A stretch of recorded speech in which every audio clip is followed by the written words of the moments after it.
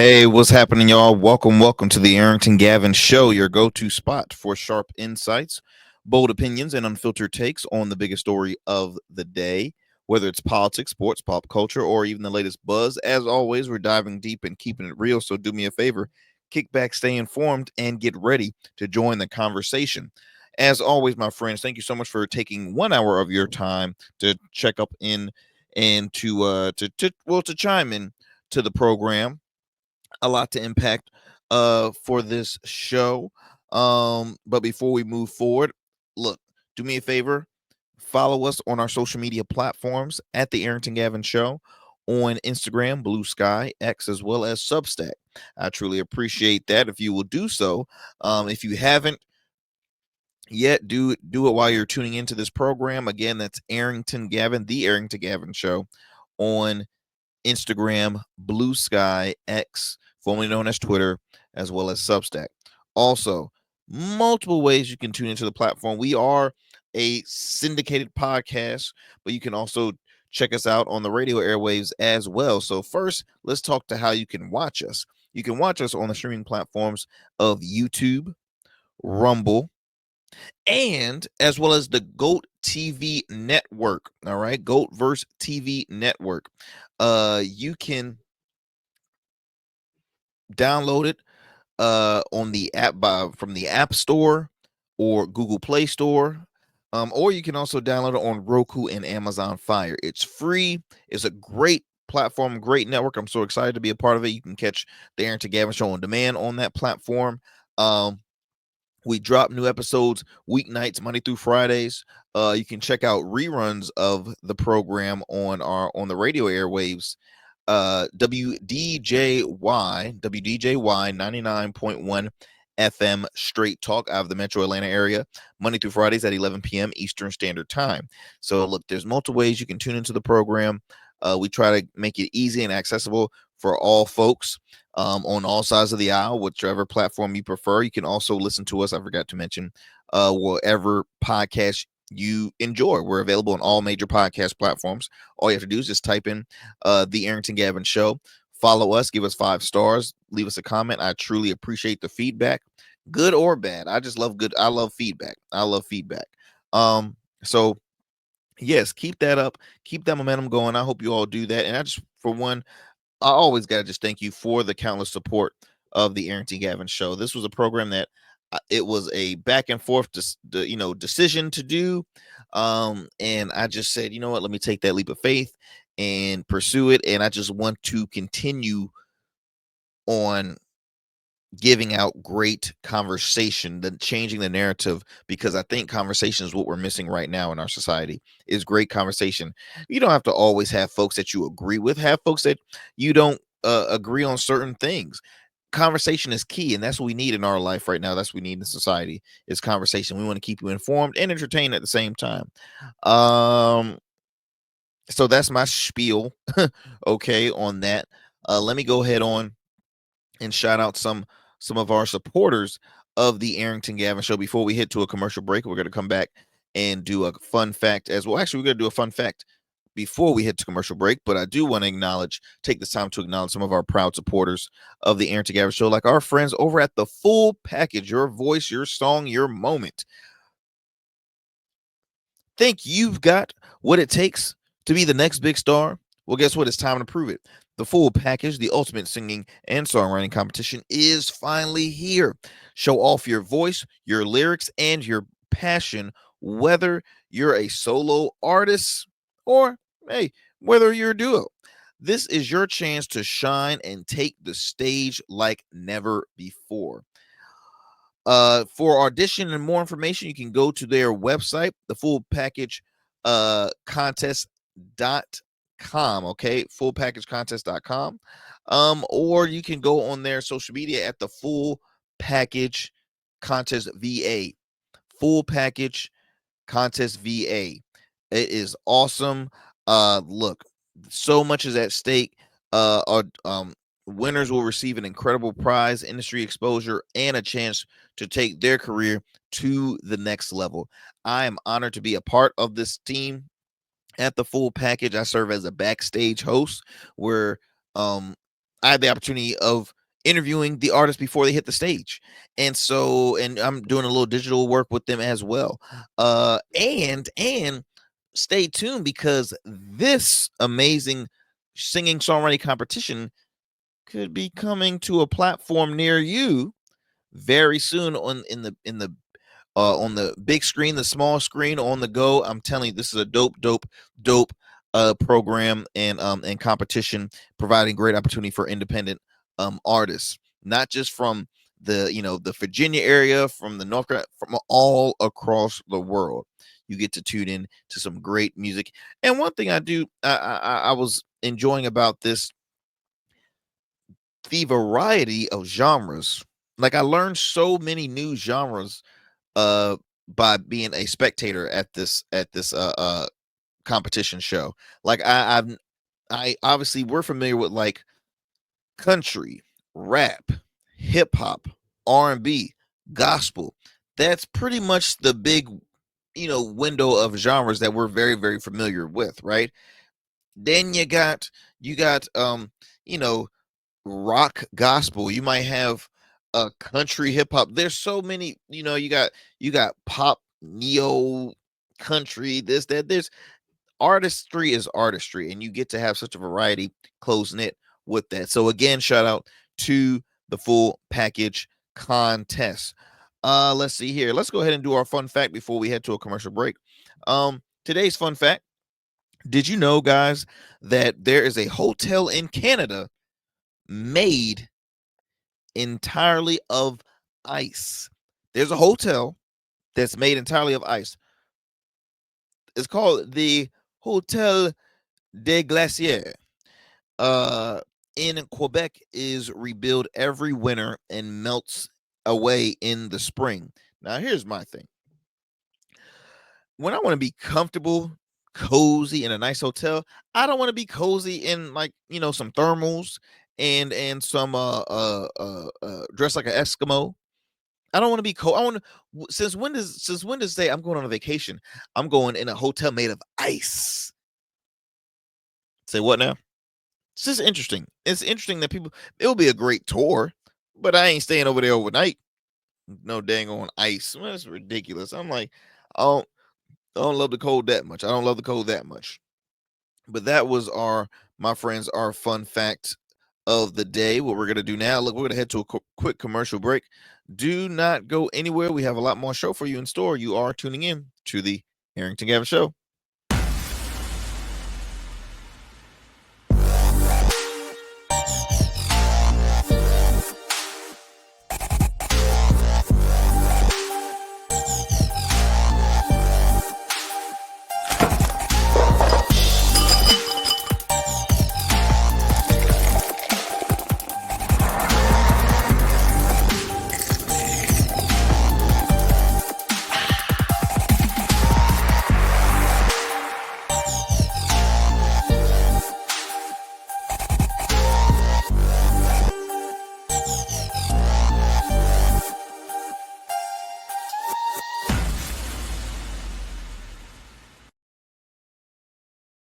All right, family. Welcome back. Welcome back to the Arrington Gavin Show. I'm your host, your homie, Arrington Gavin. Look, let's get it going with this first story. So, when I tell you that all hell has broken loose for Tesla, I mean, it's just Tesla founder Elon Musk. They're having some very crappy luck ever since.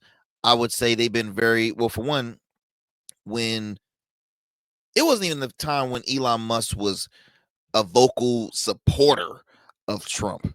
Like, this all, I feel like, started when Elon received the go ahead to basically run the White House. Okay?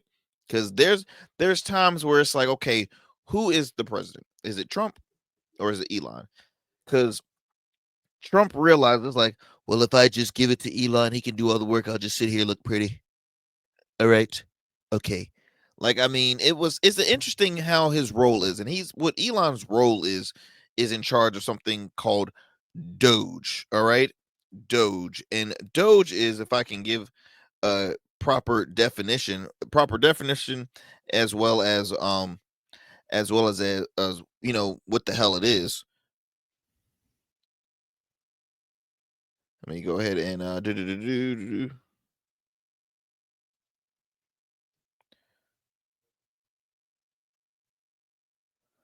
So it was initially started by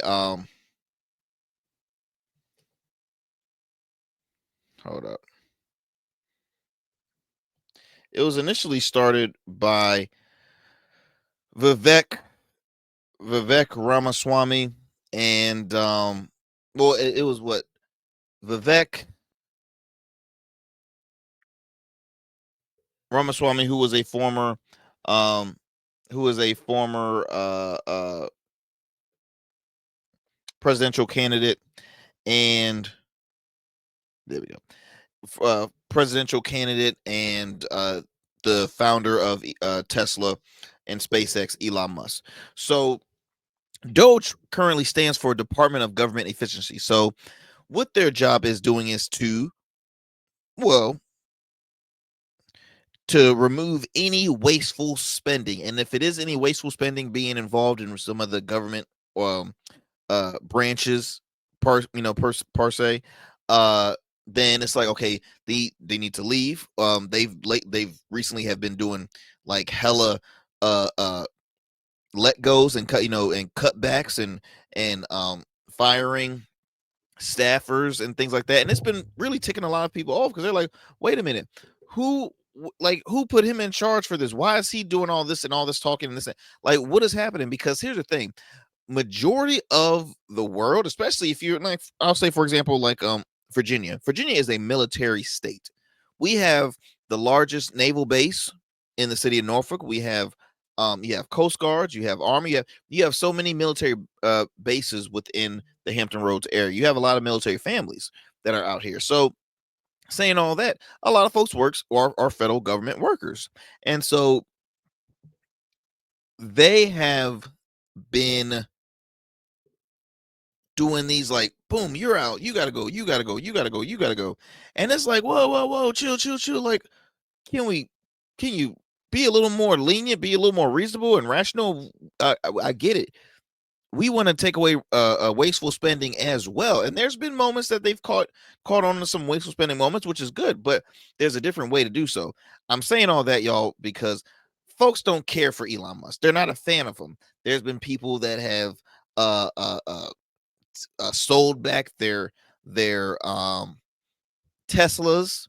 They're tired of it. They're not a fan of it. They don't want any part of it. We've seen Tesla stocks drop drastically.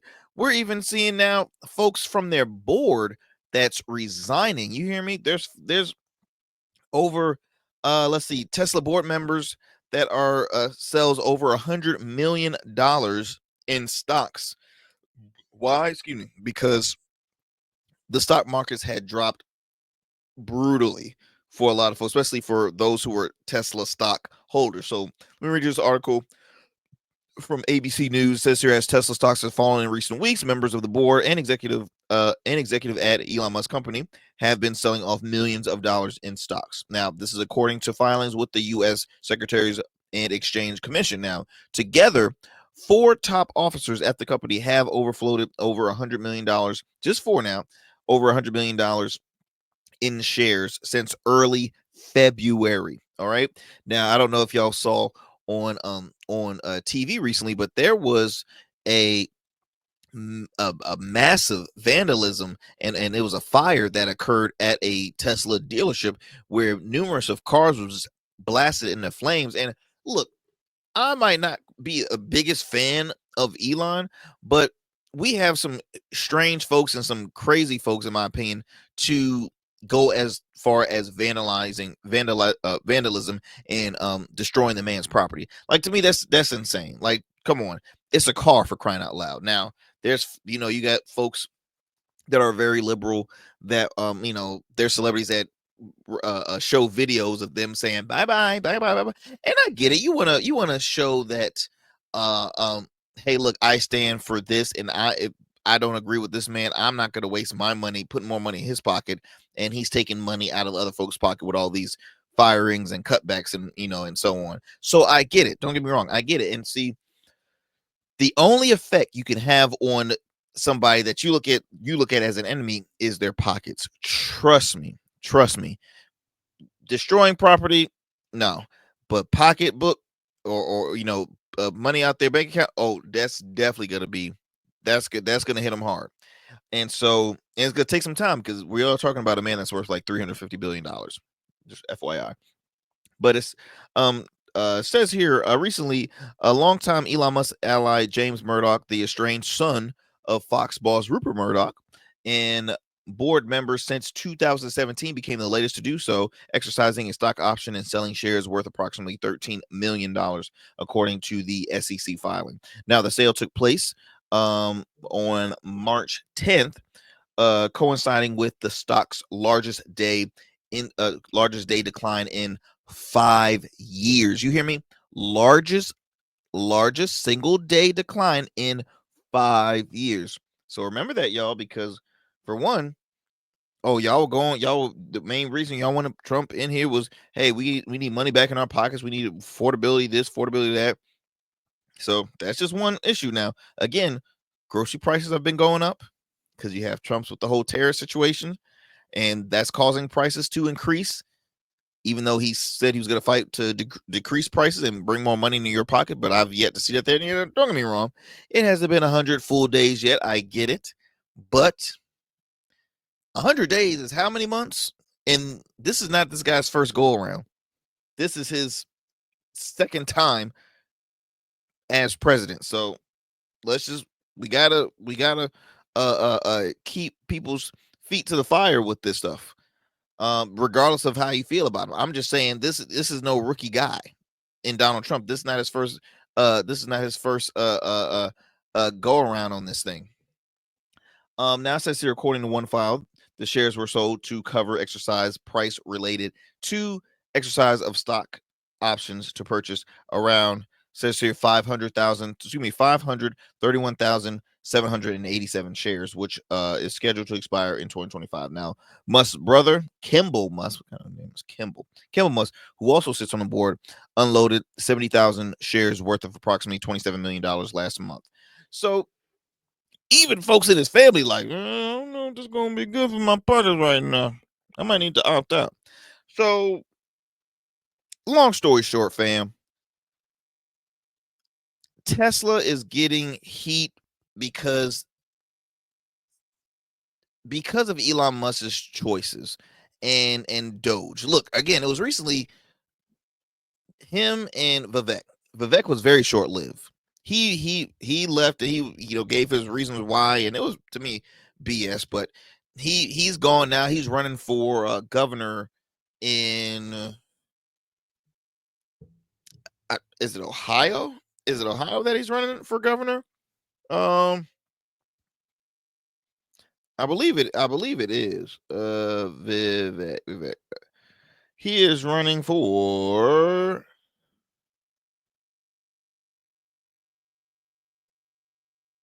Okay, for what's he running? Oh, he is running for. Yeah, Ohio. I got it right.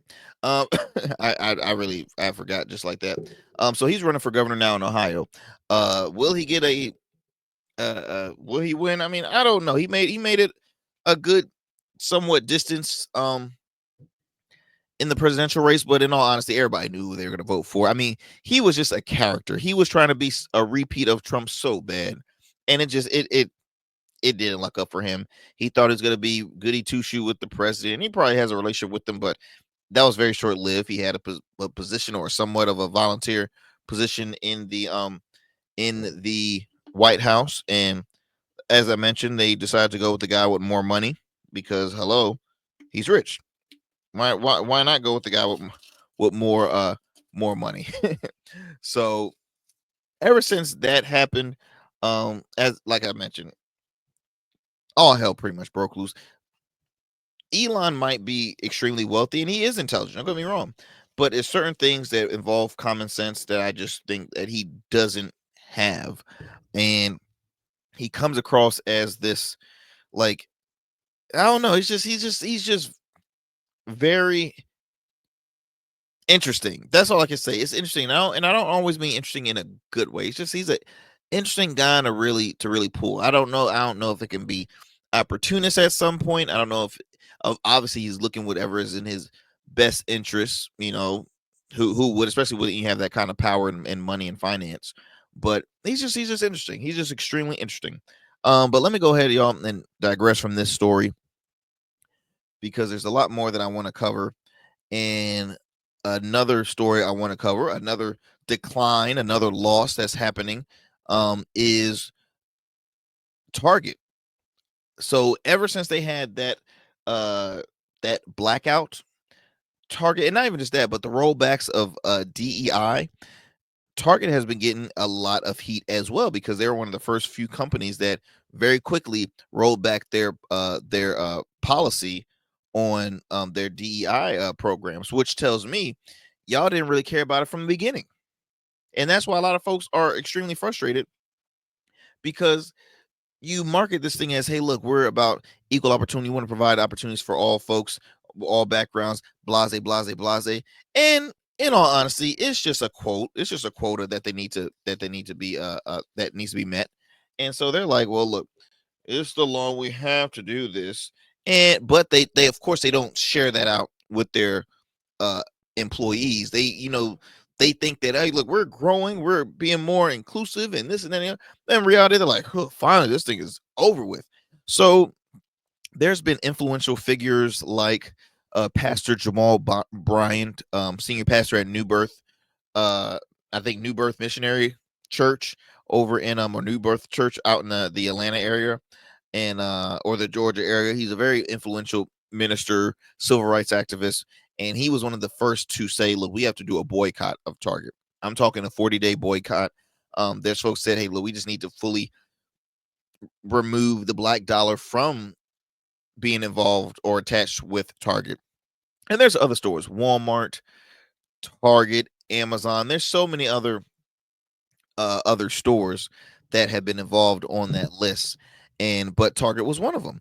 And so you had people that black, influential individuals that had products in the stores at first were saying, well, don't fully boycott because our products are still up there. But then you have the clapback saying, hold on, that's a bunch of bull, because if you truly love that product, then we can go strictly to the source and avoid a third party.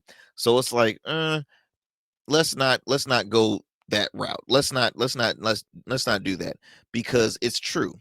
Uh Target consumes a lot of the black dollar, because I would say, and I'm not going to give you the exact statistics, but there's truth the fact that the most consumers in the world, or the group, I would say the group is African Americans. I mean, majority of the or minorities, I'll say that, minorities. I would say this though, African Americans spend the most in businesses that are not owned by other people of color, other black people. The first thing I can always think of is, for example, um the hair industry, right? When you go to beauty shops and you see all this black hair, these nails, this is that stuff ain't owned by black people. It's owned by the Asian American community. It's owned by, Chinese families.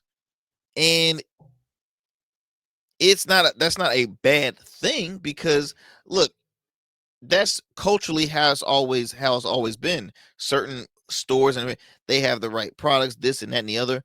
But the fact of the matter is that it's our, like, how does a race outside of our culture know so much about, our hair texture and our this and our that? You know what I mean? Like, it's just it kind of, you kind of start to say, wait a minute, shouldn't we be pouring into that? I mean, and that's the truth. That's the God honest truth. Um, and like I said, you're starting to see more folks. Uh, uh, you're starting to see more folks. Opening their own health and beauty stores, and saying, well, look, we gotta really pour it. And that's why it's important too, y'all, because trust me, other cultures do it. The Jewish community does it. The Native American community does it. Every group, every culture they pour into their own. Now they obviously spread their money sporadically too, but they support their own. They don't have to like them, but they do respect the financial backing of it. You know what I mean? And so, long story short, play black people were, they've been boycotting certain stores like Target. So recently, this was an article from Forbes that said uh Target's loses web traffic as Costco gains after the recent blackout. So Costco is still sticking with their initiative of basically DEI. They have not removed any programs or anything like that, which is good for them because look, they're corporate owned. They're like, no one can tell us what to do. We're gonna stay strong to what we, because they know majority of their employees, or guess what, minorities. Majority of employees at Costco, at least I can speak for the one I worked at. It was a variety. It was a variety of minorities. And see, DEI is not just about race. DEI specifically works for veterans and women. Okay, regardless of race, it's those are the two people that it helps the most. It is not about black, white, purple. No, no. DI is really helps out for everybody, or looks out for everybody. It says here that Target online traffic dropped during the People's Union USA economy blackout that happened this past February, according to data from the website's analytics platform, SimilarWeb. And while the boycott was not explicitly targeting brands that rolled back diversity, equity, and inclusion policies, Costco's uptick in online traffic on the same day brings the conversation back to the forefront. Because, of course, you know exactly why they dropped. You know exactly why Target lost a lot of money.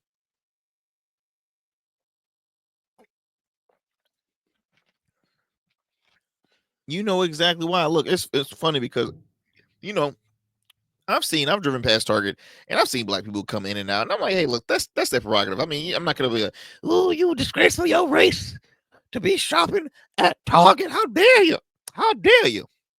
I don't know why I had to use like that old lady voice. I just felt like that was, that was that civil rights voice coming out my system, my system. I feel like it's always been like a strong old granny voice that, has that civil rights. But anyway, okay, here's some key facts.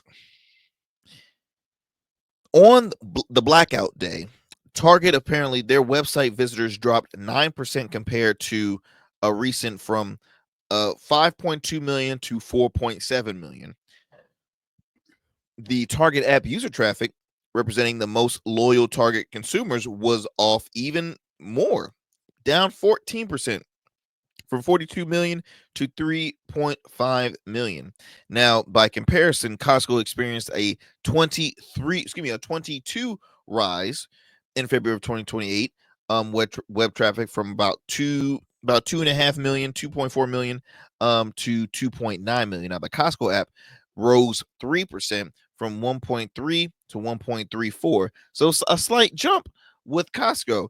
And I think that's going to help with a lot of businesses that are still advocating for DEI, because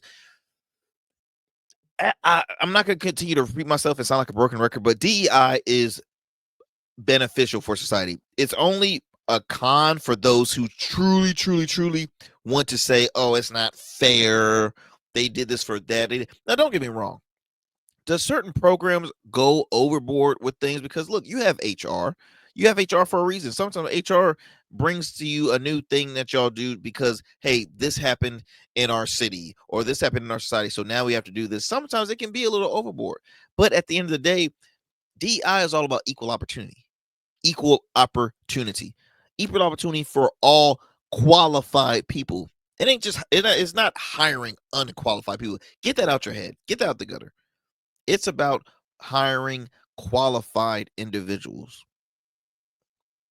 So that's my 2 cents with that. Hey, Target, you might want to rethink your whole strategy. If y'all say, hey, look, y'all still got enough money in the bank to be taking these losses, and it's just, hey, with the economy and all this, if y'all cool, y'all cool. But if y'all want to keep on seeing money lose and losing from your hands and then gaining in your competitors, that's on you, boo. That's on you. Okay. So let's move it on. Look, I'm gonna take a quick commercial break. But when we come back, we have a lot more show for you. Again, you are tuning in to the Arrington Gavin Show. Don't go anywhere, my friends. We have a lot more show for you. We'll be right back after these commercial breaks.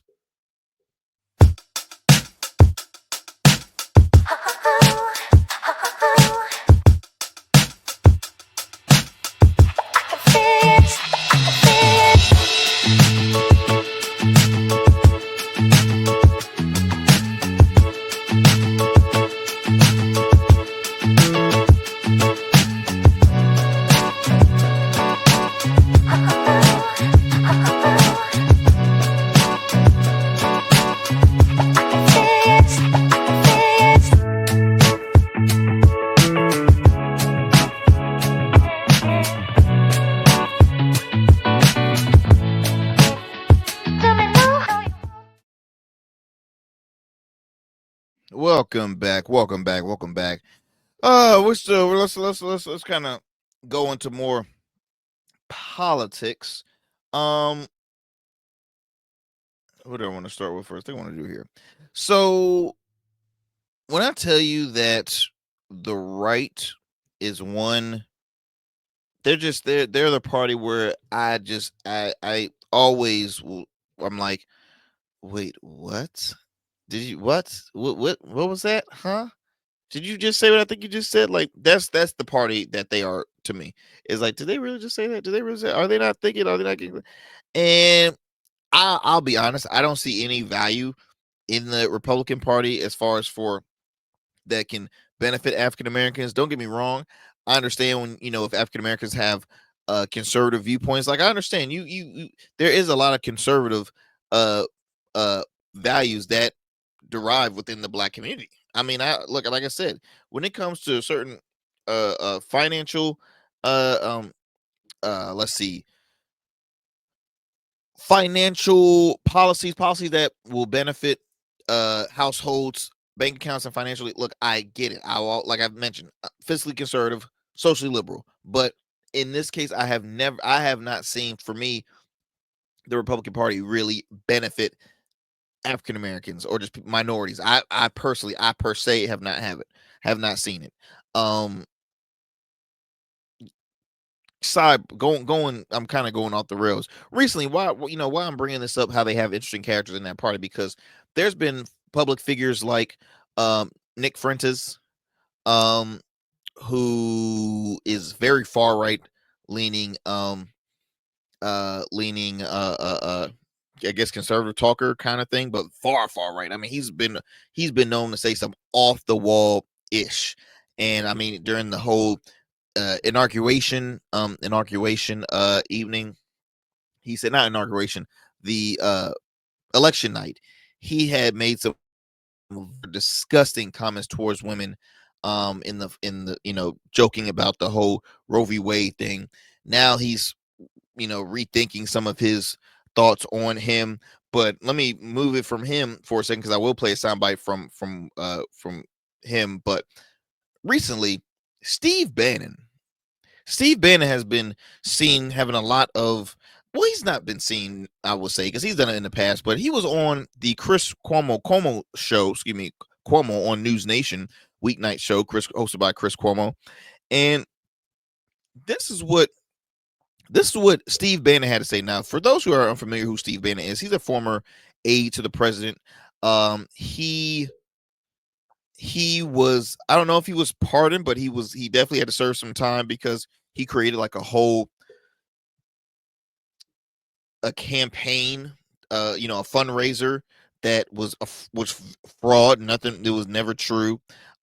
He's let's just say he's got in trouble with the law many times. He's been known to say some off the wall stuff, and now he's he served some time in jail. Now he's back out being his same old, with a conspiracy theorist, conservative, far right talker. Can what's the best job they can get? A talk show or podcast or whatever. And he has a program called War Room, and so he was on Cuomo's show, and he was talking about. Let me just play it for you, and then we'll talk on the other end. You are second on the list after the VP as people getting the nod at CPAC to be president. We're surprised by this. My first question, you have anything to do with putting your name in that list because you have presidential ambitions? No. And President Trump, I'm a firm believer that President Trump will run and win again in 2028. So I've already endorsed President Trump. A man like this comes along once every century if we're lucky. We've got him now. He's on fire, and I'm a huge supporter. Want to see him again in 2028. And obviously, anybody who doesn't like what you say but judges it as a function of a lack of intelligence doesn't know anything about you. I don't make that mistake. You're a smart guy.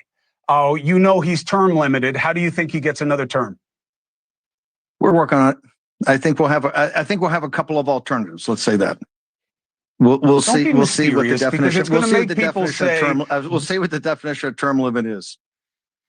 All right. Well, so you're talking about litigating this issue because I don't want people to listen to our interview and say Bannon's cooking up an insurrection. Bannon is cooking up. You know what I mean? I want people to get a straight take on where your head is. What are you suggesting? Chris, as you know, I've had greater long shots than this. When we supported President Trump after the election, I realize you don't believe the election in 2020 was stolen. We do. We fervently believe that. Where President Trump went back to Mar-a-Lago on January 20th, 2021, he was the longest of long shots to return to the White House. We said that day in our podcast and doubled down, having President Trump's back, that he was coming back not just to win the primary, he would win the White House, and we had to get organized and drive that victory, and also start working on all the policies. What's called Project 2025 or the America First Policy Institute, but all those different think tanks that started putting in the policies that you're seeing today in what we call Flood the Zone or Days of Thunder or however you want to describe it. But this is many years in the making. So we've had greater long shots than Trump 2028, and we've got a lot of stuff we're working on there. We're not prepared to talk about it publicly, but in a couple of months, I think we will be. But you are not suggesting revolution or overthrow or anything that people would condemn. Chris, we just won one of the biggest sweeping victories. We're in the middle of a 1932 type realignment. Let me. Okay, I gotta pause it right there. I can't listen anymore to this guy. This guy is one strange individual. Let me tell you something. He's that guy that will say, I mean, I'm no racist or anything, but like he's somebody that I don't think will ever invite me to his cookout. I don't think he would. Yeah, he's been known to lock arms with a lot of,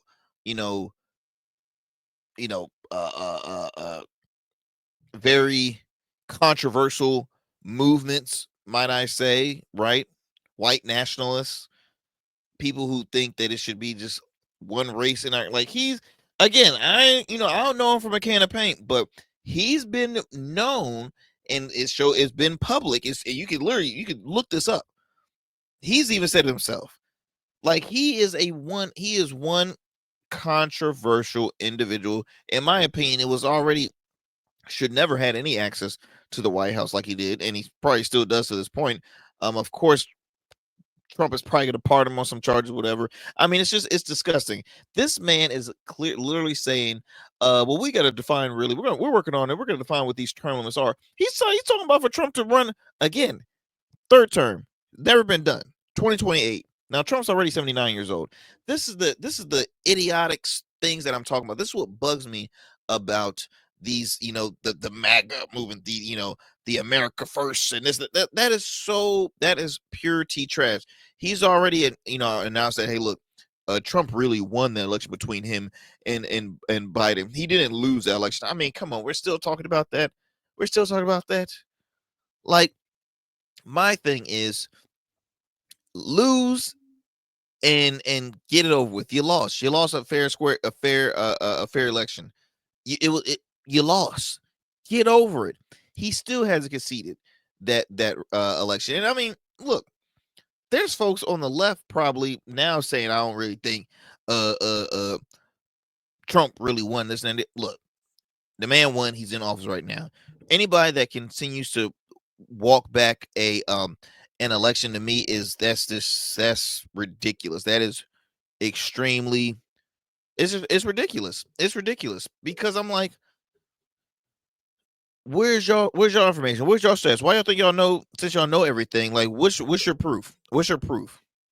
And I mean, I'll be honest, I'm all for having civil what do you call it? Civil discourse, right? I'm all for having folks from opposing sides having, cordial conversations. Yeah, agree to disagree. Don't try and like correct somebody or whatever. But I personally just, and I'm a huge Chris Cuomo fan. I'll be honest. I've been a fan for a minute. I'll probably say since his Good Morning America years, and then he went on to CNN and was there for a minute. I mean, he's been everywhere, but I've always been a fan.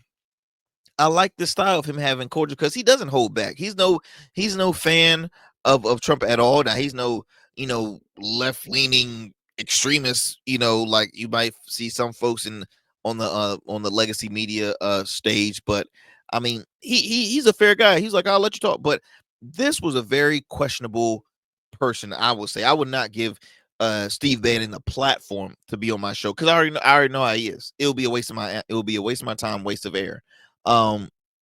This next guy I'm gonna play, Nick Fuentes, another individual. I will not give the platform on my show for him to speak more of it. Now, yes, I'm sharing some a clip of what he had said, which because I think it's just interesting the fact that you have a lot of supporters who are strong supporters of Trump that are now all of a sudden criticizing him or just criticizing because they don't care for Elon Musk, because Bannon was one of them. Another conservative talker, I think her name was Laura Loomer. She was a huge critic and still is a huge critic of Elon Musk. But Steve Bannon's I was about to cuss. He over here saying, "Oh yeah, I'm already gonna endorse him. I'm not gonna do this." People that support Bannon are the people that don't have their teeth. All right, the people that think Trump loves him and he doesn't, like, because they're just like, no.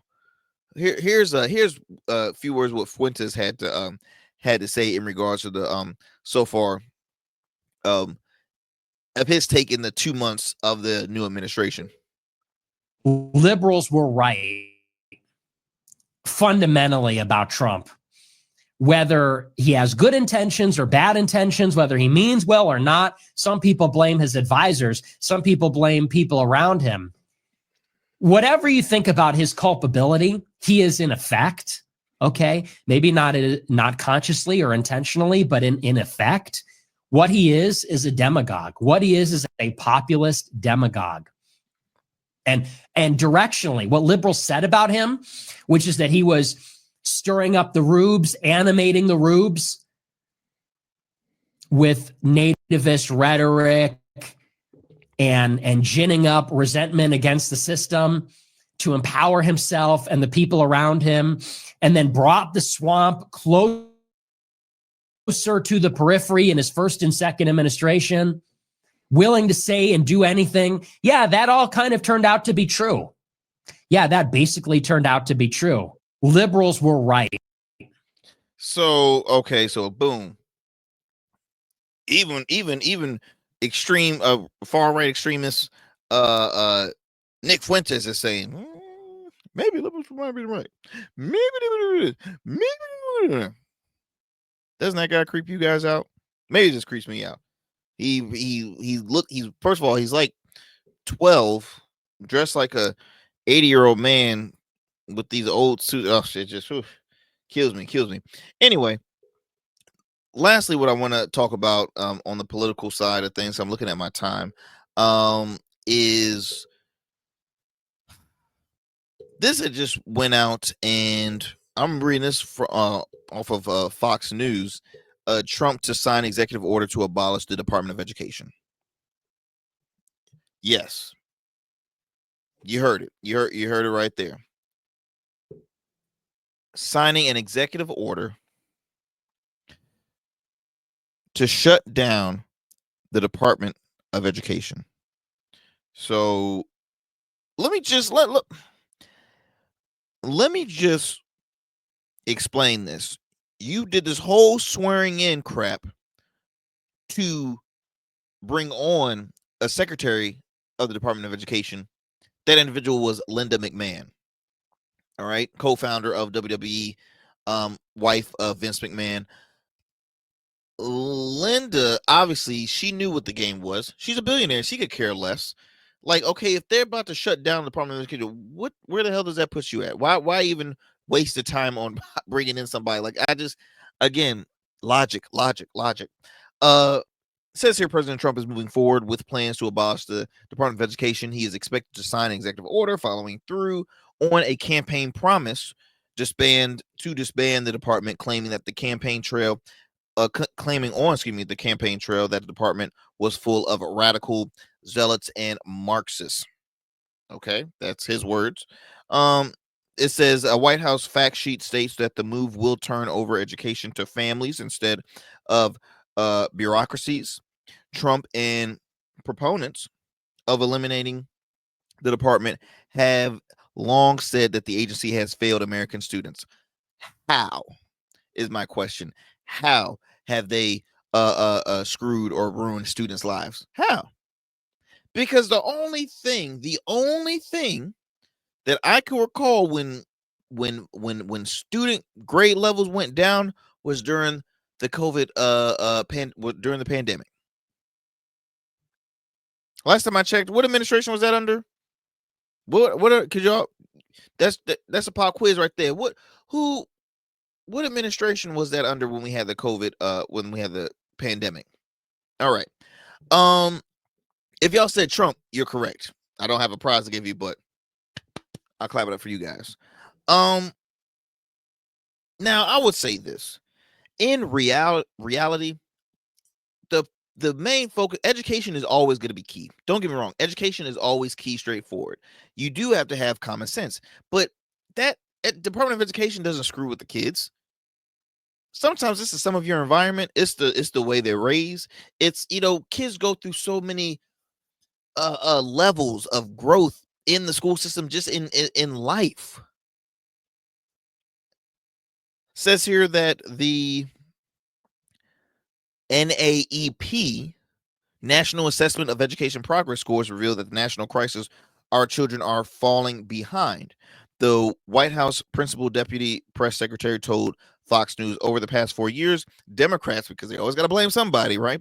Democrats have allowed millions of illegal minors into the country, straining school resources and diverting focus from American students. I think that's interesting because, once again, I'm trying to see, you have these stats, but where does this involved in, right? Because here's the thing. They've mentioned that here's could be a pro. I'm just gonna name some pros because I wrote down a list of the pros. So, okay, increase local control. Okay, increase local control. So education decisions will be made at the state and local levels, allowing communities to tailor policies to their specific needs rather than following federal mandates. Now, again, giving it to the state so then they can say, okay, look, if this is something that we're struggling with, this is what we have to do. We don't have to really abide by this. We can kind of do our own little thing, but you have to be careful because there's certain communities, which is interesting, and because this is like here in Virginia, there's well put areas that have great school systems. You have lower income communities that might have crappy school systems. Okay, so now if you put that into the states and cities, they're going to continue to praise where the money's at, and where the less fortunate, they're going to be like, nah, I don't care about all that. As I mentioned, more school choice. Without federal oversight, states might expand school choice options such as charter schools, vouchers, and homeschooling, giving parents more control over their children's education. Nothing wrong with that, because now if a parent wants to say, look, I want to raise my kid to be more in the vocational route, look, they might have that option, especially if they want to homeschool them.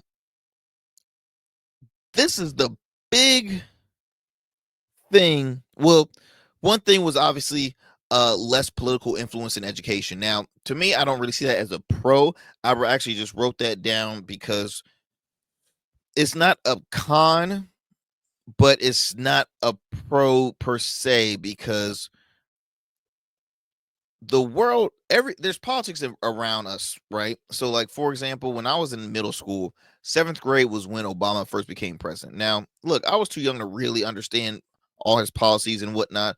I just knew I was gonna be witnessing history, seeing a man, a very educated, smooth brother with his beautiful family, potentially become the first ever man of color, black American or African American, to be elected as president of the United States. When that had occurred, all hell broke loose because I went to a predominantly white school. I had classmates that were predominantly white. They will always bring in what they heard in their household to school. So all the insults, all the this, the that, he's a terrorist because he's Muslim, he's this and that. And this was a private Christian school, by the way. It got so bad we actually had to have like a school town hall or forum where our principal had to basically tell students to, like, hey, look, cut it with the political stuff. Because I think in the high school side it was getting a little more aggressive, because at the end of the day, you still had minorities there. Like, the issue why I'm explaining this is because less political influence in education, you have to be knowledgeable of politics. Don't give us the whole random, okay, how many branches are in, how many, what is the branches of government, how many people serving the, you need to give us verbatim and which each party stands for, which one. I mean, seriously, I think it's great. I think it would be great help to bring in political influence, because you're basically doing it now. You doing it now with not just in the private schools, but in public schools. I mean, it politics is all around. It's evolved. When I won a high school state championship, we had got to visit. We got to visit the city hall and got to meet the mayor and this and that. I mean, it's politics is surrounded by everything. Now, the main thing. This is my main thing. Why they wanted to do this whole shutdown of Department of Education, lower federal spending. All Trump is doing is money, money, money, this, money, money, money, that. But sometimes when you do certain cuts, that does not mean, when you do a lot of budget cuts, that doesn't mean that that's going to take care of all your constituents. It, don't get me wrong, it can help, because as I mentioned, cost of living is expensive, grocery prices are going up, but certain funds do benefit communities in need for that. You have to take care of those that are impoverished areas. Now, here's some of the cons. As I mentioned, loss of federal education funding. There are schools that could use those dollars. Schools in impoverished areas like in Mississippi, South Carolinas. There's parts of Virginia that need. I mean, there's everybody has their ghetto areas, right? They're impoverished, lower income communities that can use the funding. You have a lot of these old schools that don't have the city, the money to install and make sure that they live in it. Like, even in universities, like, it's just, come on now. So you got that. You got unequitable education quality, right? Without federal oversight, disparities in school funding and quality between wealthy and poor states, districts could widen. Some areas may even struggle to provide basic education services. All right. Another con is the fact that it weakens civil rights protection, right? The Department of Education enforces Title IX, IDEA, and other laws that ensure equal access on education. Without it, obviously, protections against discrimination in schools could weaken. Now, the impact on higher education. Now, y'all have to realize that the Department of Education plays a crucial role managing students' loans and financial aid. Eliminating it could disrupt access to college funding and lead to the confusion over loan management. Once again, y'all, we see all these things occurring, and every policy change that I see is benefiting one group, and that is folks with the almighty dollar. the interesting thing is there was a lot of people that lived in impoverished areas that voted for Trump. He's only helping out his wealthy constituents. He literally has a guy that gets to wear a hat, a t-shirt, because why? He's worth $350 billion. He gave him access and said, here, you take control of all the agencies, the government agencies. You make the call on that. He's giving him all that power. He's giving him all that power. Somebody with absolutely zero political experience. But hey, are you surprised? What's Trump's political experience prior to that initial term? Like, he hasn't learned anything. He doesn't even do any work. He's a spokesperson, for crying out loud. He is the spokesperson. Why do you think he keeps on darkening his tan, fixing his hair? He's the spokesperson. He won't look good in front of the camera. That's all that he does. That's all. He's a hype man, for crying out loud. He is a hype man.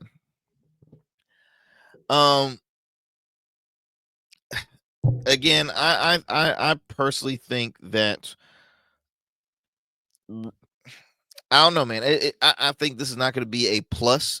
I think they should really I think they should rethink this. That's just in my honest opinion. And I'm not saying this as a being biased because I'm not a fan of the administration, but I'm just saying in general, like, Department of Education is key. Like that helps out a lot of folks within all communities, in all honesty. I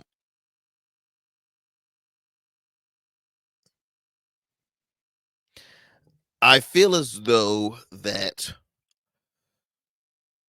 I honestly, I would like to hear from state elected officials, because every state elected official, you have your state senators, you have your state delegates, you have your obviously attorney general, lieutenant governor, and governor,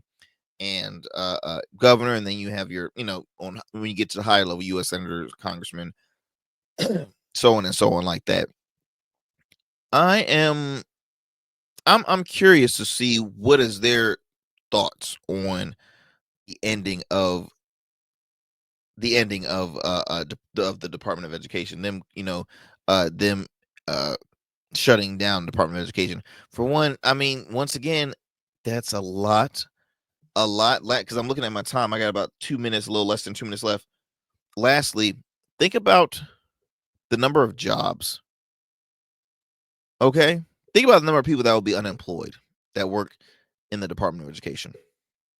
Think about it. How are you blessing those by firing a lot of folks when there's not a lot of jobs out there that will hire people that worked in the department? Like, what's your I mean, you just, Lord, I pray for those who are federal workers that are losing their jobs.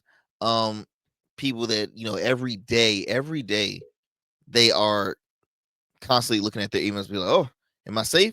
Am I good? Am I safe? Am I good? I mean, they play that, and this is, here's the funny part. This is why you see so many protests happening with these elected leaders going to their town halls.